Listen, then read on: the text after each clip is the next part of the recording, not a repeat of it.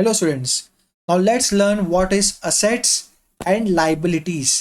Accounts का one of the most important concepts में से एक है ये assets and liabilities. So let's start with one by one. पहले हम देखते हैं asset क्या होता है. तो asset क्या होता है? वो कोई भी प्रॉपर्टी जो बिजनेस ओन करता है वो होता है asset. जैसे यहाँ पे एक मतलब लिखा गया है, मीनिंग दिया गया है. Any physical thing or right owned that has a monetary value is called an asset. ऐसी कौन सी भी फिजिकल चीज़ें जो बिजनेस में मौजूद है जिसके राइट्स, जिसके हक जो सिर्फ वो ओन किया गया है बाय द ओनर और उसकी एक मॉनेटरी वैल्यू है, उसको आप मनी से आप उसको वैल्यू कर सकते हो, वो होता है asset. The ownership of the asset must be with the business unit. अब यानी कि मालिकाना हक जो आपका असेट होगा उसका जो ओनरशिप होगा वो बिजनेस के पास ही होना चाहिए. फॉर एग्जाम्पल अगर मैं बात करता हूँ मेरे क्लासेस की, तो वहाँ बेंचेस है मेरे, ओके, डेस्क है मेरा, बोर्ड है मेरा, टेबल्स है मेरे मेरे मेरे आप देख लीजिए, मेरा वाइट बोर्ड रहेगा, मेरे लाइट्स रहेंगे, फैन है. ये सब मेरे असेट्स है, ये मेरी प्रॉपर्टी है, मैंने ओन किया है. वो फिजिकल थिंग है मेरे, जिसकी एक मॉनेटरी वैल्यू है, जिसको आप मनी से आप सोच सकते हो. मेरा एसी होगा वहाँ पे, ओके, मेरा प्रोजेक्टर होगा, ये सारे मेरे असेट्स है. उसके बाद right owned by the owned, यानी कि समझो मैंने किताब लिखी, मैं चाहता हूँ कि ये मेरी किताब है वो कोई और चोरी ना करे, तो मैंने लगा दिया उसका एक कॉपीराइट ले लिया. ओके, मैंने उसका कॉपीराइट ले लिया, तो ये भी एक मेरी वैल्यू है, ये भी मेरा एक असेट है कि मेरा काम मेरा ही रहेगा, कोई चुरा नहीं सकता है. तो ये होता है हमारा असेट्स. अब देखते हैं टाइप्स ऑफ असेट्स. दो टाइप्स के असेट्स है, एक है करंट, एक है फिक्स्ड. करंट का मतलब क्या है? सिंपल, जो एक साल तक के रहेंगे, ओके, एक साल से ज़्यादा वो नहीं रहेंगे, उसमें कुछ चेंजेस आता रहेगा. फिक्स मतलब लॉन्ग टर्म रहेंगे, मोर देन ए ईयर, 3 साल 4 साल 5 साल. अब करंट में क्या आता है? कैश. आपका जो कैश पड़ा हुआ है वो भी आपका एक प्रॉपर्टी है. फिर आता है आपका डेटर्स. डेटर का मतलब ये होता है कि आपको जहाँ से पैसे मिलने वाले हैं वो भी इसके अंदर आएगा. फिर आता है बिल्स रिसीवेबल, आपको पैसे मिलने वाले हैं, आपका बिल है जहाँ पे बैंक में जाओगे और आप पैसे लेके आओगे. इसका भी एक अलग कॉन्सेप्ट है, इसका भी एक अलग वीडियो आएगा, बिल्स रिसीवेबल का.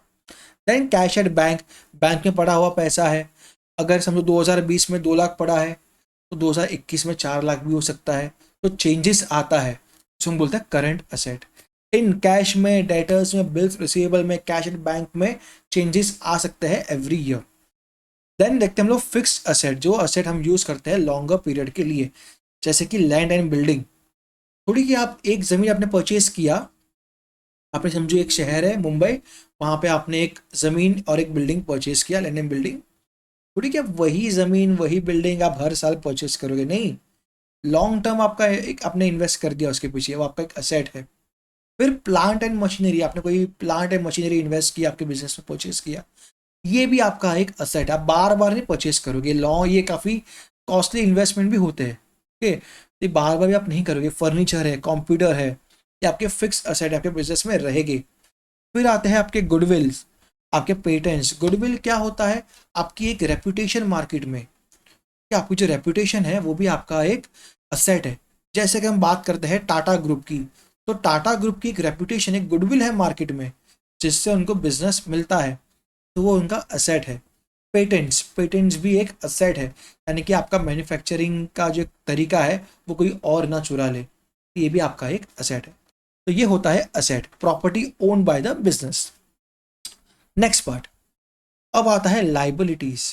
तो एक इंपॉर्टेंट टर्म है, amount payable by the business.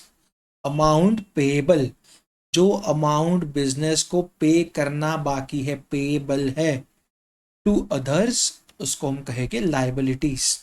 Okay, it is a debt और अमाउंट ड्यू.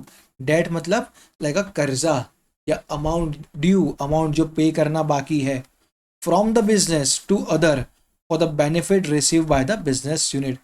हमें पर्टिकुलर अमाउंट पे करना है किसी को, हमें बिजनेस है, हमें किसी को अमाउंट पे करना बाकी है, सामने वाले ने हमें कुछ बेनिफिट दिया होगा, हमें गुड्स दिए होंगे, हमने उसको पेमेंट नहीं किया, उसने हमको लोन दिया होगा, हमने उनको लोन का पेमेंट नहीं किया, ये सब पेमेंट करना बाकी है, उसको हम कहेंगे लाइबिलिटीज। सो अमाउंट पेएबल आएगा इसके अंदर। अब इसके भी टाइप्स है, तो दो टाइप्स है, करंट और फिक्स्ड।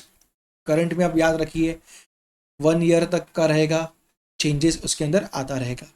जैसे कि क्रेडिटर्स, मतलब जिसने आपको गुड्स बेचे उधारी में, समझिए मैं एक बिजनेस हूँ, मुझे किसी ने गुड्स बेचे उधारी पे और मुझे उसको पेमेंट करना है, तो वो मेरा हुआ क्रेडिटर्स।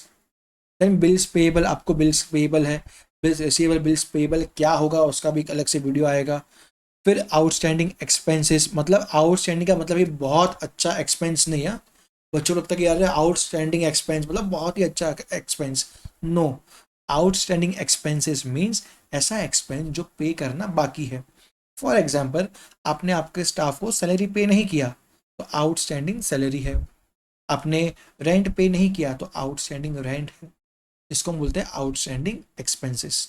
या तो शॉर्ट टर्म लोन हो गए, 1 साल के नीचे के लोन, स्मॉल अमाउंट के रहते हैं वैसे।